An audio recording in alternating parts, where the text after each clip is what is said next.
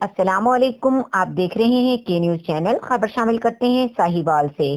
ضلع بھر میں آٹے کا بحران شدت اختیار کر گیا، جس کو انتظامیہ کنٹرول کرنے میں ناکام ہو گئی۔ مزید جانتے ہیں ہمارے نمائندے علی حسن قصوری سے۔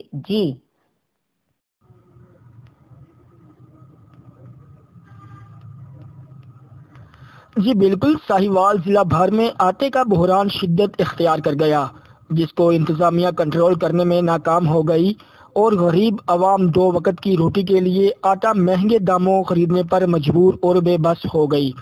دوسری طرف آٹے کی چکی کے مالکان نے اپنی چکیوں پر بغیر کوئی ریٹ لسٹ لگائے آٹا غیر معیاری قسم کا مہنگے داموں پر فروخت کر کے غریب عوام کو دونوں ہاتھوں سے لوٹنا شروع کر دیا، اور ان کو کوئی پوچھنے والا نہیں، نہ ہی کوئی چیک کرنے والا ہے۔ یہ سب کچھ انتظامیہ کی موجودگی میں دیدہ دلیری سے سلسلہ جاری ہے۔